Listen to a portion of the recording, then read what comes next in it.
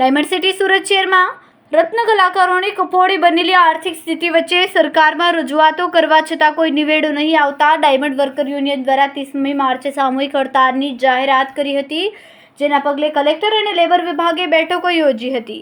સરકાર તરફથી બાદમાં કોઈ નિર્ણય નહીં લેવાતા તારીખ 30-31 બે દિવસ હડતાલનો નિર્ણય લેવાયો. રવિવારે કતારગામથી હીરાબાગ સુધી રત્ન કલાકારોની રેલી યોજાઈ છે. કતારગામ દરવાજા ખાતેથી રેલીનું આયોજન કરવામાં આવ્યું છે, જેમાં રત્ન કલાકારો પોતાની માંગણીઓ રજૂ કરવા એકઠા થયા છે. પોલીસે રેલી પહેલા જ લોખંડી બંદોબસ્ત ગોઠવી દીધો. રત્ન કલાકારોની મુખ્ય માંગણીઓમાં 30% પગાર વધારો, આપઘાત કરનારા રત્ન કલાકારોના પરિવારોને આર્થિક પેકેજ અને ઉદ્યોગની મંદીમાંથી બહાર નીકળવા માટે નક્કર પગલાં લેવાનો સમાવેશ થાય છે. સુરત ડાયમંડ વર્કર એસોસિએશન દ્વારા છેલ્લા 1 મહિનાથી રત્ન કલાકારોને કનડગતા પ્રશ્નોને લઈને જિલ્લા કલેક્ટરથી લઈને છેક મુખ્યમંત્રી સુધીની રજૂઆતો કરી છે. રત્ન કલાકારોની માંગણી છે કે ડાયમંડ મજૂરીના ભાવ વધારવા માટે ઉચ્ચસ્તરીય કમિટી બનાવવામાં આવે. રત્ન કલાકારોને આર્થિક સહાય, આપઘાત કરનાર રત્ન કલાકારને મદદ, વ્યવસાય વેરો નાબૂદ કરવામાં આવે અને સરકાર દ્વારા રત્ન કલાકારો માટે જે પોઝિટિવ ચર્ચાઓ થાય છે તે પોઝિટિવ જાહેરાતો કરે તેવી માંગ કરાઈ રહી છે. 30 માર્ચે સવારે 9 કલાકે કતારગામ દરવાજાથી રત્ન કલાકારોની રેલી શરૂ થઈ હતી. આ રેલી નંદુ દોરસીની વાડી થઈને કિરણ ચોકથી વરાછા હીરાબાગ પહોંચી સંપન્ન થઈ. રેલીમાં 5000 જેટલા રત્ન કલાકારો જોડાયા. સોમવારે લડતની આગામી રણનીતિ નક્કી કરવામાં આવશે.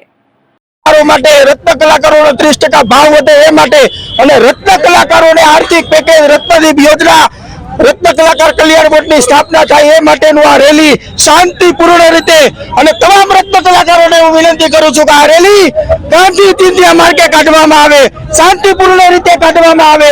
કોઈ પણ જગ્યાએ આપણે કોઈનો વિરોધ નથી કરવાનો, ખાલી ને ખાલી સિસ્ટમનો વિરોધ છે કે જે રત્ન કલાકારોની અંદર 10 વર્ષથી આ આગ છે એ આગ તે ફૂટીને બહાર આવી છે.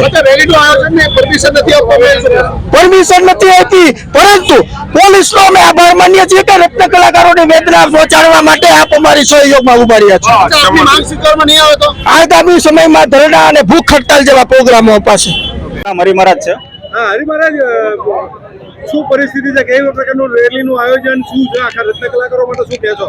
અમે જે કન્ટિન્યુ 2 વર્ષથી જે કન્ટિન્યુ મંદી ચાલી રહી છે, તમામ કારીગરો અત્યારે હેરાન થાય છે, ઘર ચલાવવામાં તકલીફ પડે છે. અમે 20 દિવસ પહેલા કલેક્ટર સાહેબ અને કમિશનર સાહેબને અમે આવેદનપત્ર પાઠવી અને અમે 20 દિવસનું અલ્ટિમેટમ આપેલું હતું કે જો અમારું કાંઈ પણ યોજના કે કોઈ પણ વસ્તુ નહીં થાય, અમારો ભાવ વધારો નહીં થાય તો અમે 30 તારીખે હડતાલ અને રેલીનું આયોજન કરવાના છીએ. તે માટે અમે તમામ કારીગરો અહીંયા ભેગા થયા છીએ. હરી મહારાજ, વાત કરીએ તો સંસદે પૂછ્યું, મુખ્યમંત્રીએ એક મીટિંગ તાત્કાલિક બોલાવી, તો ક્યાં તકલીફ પડી? આ લોકોએ કેમ નહીં તમારું? મને એવું લાગે છે કે રત્ન કલાકારો સામે નથી, સાંસદોને જો મોંઘવારી નડતી હોય તો રત્ન કલાકારોને કેમ નથી નડતી? એ જ મને સમજાતું ને. રત્ન કલાકારો આત્મહત્યા કરે છે, 60 રત્ન કલાકારો આત્મહત્યા કરી લીધી.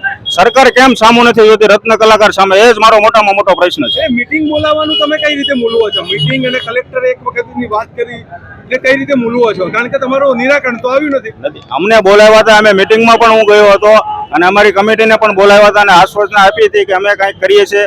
જે કલ્યાણ બોર્ડ ચાલુ કરવાની વાત થઈ હતી એનું પણ કોઈ નિવારણ નથી આવ્યું અને કોઈ અમને કાંઈ જાણ નથી કરી શું થશે કોઈ પણ વસ્તુને. એટલે અમે 30 તારીખે અમે અહીંયા ભેગા થઈને રેલી અને હડતાલનું આયોજન. હવે આવનારા સમયમાં કઈ રીતનું આંદોલન અને કઈ રીતની માંગણી? હવે અમારી જો આગળ અમારી કોઈ પણ માંગણી સ્વીકારવામાં નહીં આવે તો અમે આજથી હડતાલ જાહેર કરી છે. પછી કેટલા દિવસ ચાલે એનું કાંઈ નક્કી નથી.